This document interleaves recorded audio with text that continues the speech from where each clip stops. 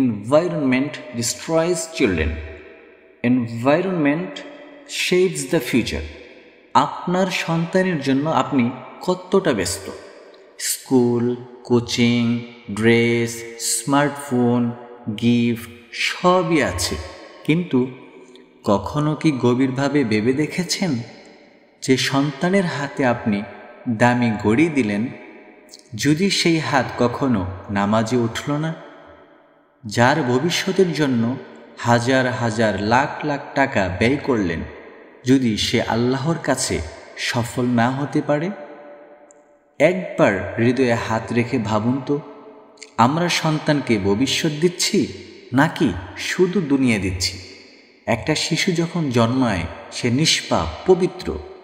ইবনুল কাইয়িম রাহমাতুল্লাহি আলাইহি বলেন, like a blank paper, parents and society write what they want.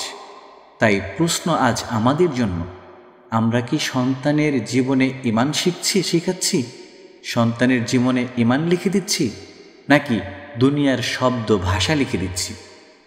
পরিবেশ শুধু চারপাশে থাকে না, এটা শিশুর ভেতরে ঢুকে যায়। Environment is not just around your child, it becomes inside your child. Alhamdulillahi wahda, wassalatu wassalamu ala man la nabiyya ba'da, amma ba'd. فأعوذ بالله من الشيطان الرجيم. بسم الله الرحمن الرحيم. يا أيها الذين آمنوا قوا أنفسكم وأهليكم نارا. صدق الله العظيم. وقال رسول الله صلى الله عليه وسلم كل مولود يولد على الفطرة أو كما قال عليه الصلاة والسلام. সম্মানিত সুধী, প্রিয় অভিভাবকবৃন্দ ও আমার ভাই বোনেরা, কোরআন বলে পরিবেশ বদলালে মানুষ বদলে যায়। আল্লাহ says in the Holy Quran, يا أيها الذين آمنوا قوا أنفسكم وأهليكم نارا. O believers, protect yourself and your families from the fire. হে ঈমানদারগণ, তোমরা নিজেদের ও তোমাদের পরিবারকে জাহান্নামের আগুন থেকে রক্ষা করো। আল্লাহ শুধু বলেননি নিজেকে বাঁচাও, বরং বলেছেন পরিবারকেও বাঁচাও। পরিবার বাঁচানোর প্রথম ধাপ পরিবেশ ঠিক করা। শিশু কেমন হবে নির্ধারণ করে তার পরিবেশ। হাদিসে পাকে এসেছে, রাসূল আরবি সাল্লাল্লাহু আলাইহি সাল্লাম বলেন, কুল্লু মাউলুদিন ইউলাদু আলাল ফিতরা. Every child is born upon ফিতরা, ন্যাচারাল পিউরিটি। বুখারী ও মুসলিম। প্রত্যেক শিশু ফিতরার উপর জন্মগ্রহণ করে। তারপর বলা হয়েছে, parents and environment make him a Jew, Christian or fire worshipper. অর্থাৎ জন্মগতভাবে শিশু ভালো স্বভাবের উপরে জন্মগ্রহণ করে, কিন্তু পরিবেশ তাকে ভালো বা খারাপ বানায়। কিভাবে সুন্দর পরিবেশ তৈরি করা যায়, কয়েকটা পয়েন্ট আমরা বলবো, খুব খেয়াল করে শুনি, ইনশাআল্লাহ খুবই কাজে দেবে। 1 নম্বর, ঘরকে কোরআনের পরিবেশে সাজানো। প্রতিদিন অন্তত 10 মিনিট কোরআনুল কারিমের তেলাওয়াত করা। ঘুমানোর আগে 3 কুল শেখানো। শিশুদের জন্য ইসলামিক কার্টুন, স্টোরি, নাশিদ নির্বাচন করা যেতে পারে। রাতে ঘুমানোর আগে শিশুকে বলুন আল্লাহু আকবার, সুন্নাহ মোতাবেক ঘুমাও, দোয়াটা শিখান। সকালে ঘুম থেকে উঠে বলেন আলহামদুলিল্লাহ। ছোট্ট একটি দোয়া আপনি শিখান, নতুন দিন নতুন দোয়ার মাধ্যমে শুরু করেন, এটা তার জন্য খুবই উপকারী দিক হবে। রিমাইন্ডার, আ কোরআনিক হোম গ্রোস আ কোরআনিক হার্ট। সুতরাং এই বিষয়টা খুব খেয়াল রাখতে হবে। বন্ধু নির্বাচন ভবিষ্যতের মান নির্ধারণ করে। হাদিসে পাকের মধ্যে এসেছে, আল মারউ আলা দীনি খালিলি, a person follows the religions of his friend. তাই ভালো বন্ধু সুন্দর ভবিষ্যৎ, খারাপ বন্ধু নষ্ট চরিত্র ও নষ্ট নৈতিকতা। গাছের পরিচয় ফল থেকে, সুতরাং আর মানুষের পরিচয় বন্ধু থেকে। 3 নম্বর বিষয়, সোশ্যাল মিডিয়া ও মোবাইল নীরব ঘাতক, নীরব শত্রু। অশ্লীল কন্টেন্ট হৃদয়কে কালো করে দেয়। Gaming addiction, উদ্দেশ্যহীনতা।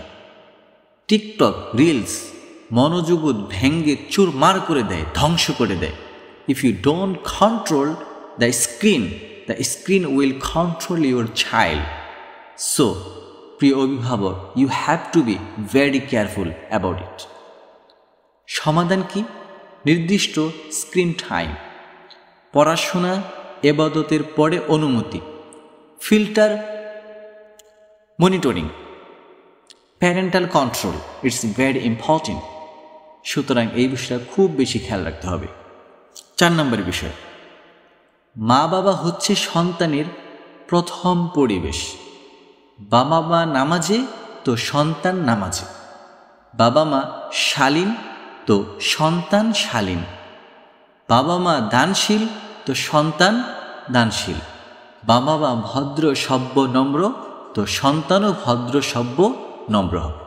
Child don't always listen to you, they copy you. তাই আগে নিজেকে বদলাতে হবে, কারণ সন্তান আপনাকে দেখে না, আপনাকে শুনে না, সরাসরি আপনাকে আপনার সন্তান কপি করে। সুতরাং এই বিষয়টা খুব ভালোভাবে আমাদের জেহেনে বসিয়ে ফেলতে হবে। সন্তান টেক কেয়ার করা এটা আপনার উপরে অনেক বড় একটা জিম্মাদারি, এটা দায়িত্ব।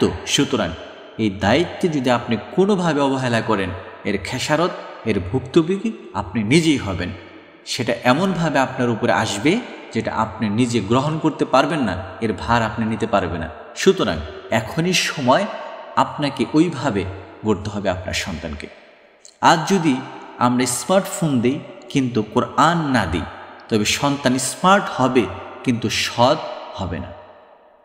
সে ডাক্তার, ইঞ্জিনিয়ার, ব্যারিস্টার হতে পারে, কিন্তু আখিরাতে বাঁচাতে পারবে না নিজেকে। আমরা চাই ডিগ্রি প্লাস ইমান দুটোই একসাথে লাগবে, একটা হইলে হবে না, আমাদের দুটোই চাই। সুতরাং আমরা সন্তানদের ব্যাপারে তাদের ভদ্রতা, সভ্যতা, নম্রতা, আচার আচরণ, ব্যবহার এই সব শেখানোর ক্ষেত্রে ভেরি কেয়ারফুল হব। কারণ হচ্ছে এই সন্তানই আপনার আয়না। সুতরাং আয়নার সামনে দাঁড়ালে যেমন আপনার মুখকে আপনি দেখতে পান, ঠিক এই সন্তানের মাধ্যমে আপনার পুরো বংশের পরিচয় সমাজে, দেশে, গ্রামে, সারা বিশ্বে ছড়িয়ে পড়বে, ফুটে উঠবে। সুতরাং আমরা দোয়া করি আল্লাহ তাআলার কাছে, আল্লাহুম্মা ইহফাজ আওলাদানা মিনাস সুই ওয়াহদিহিম সিরাতাকাল মুস্তাকিম।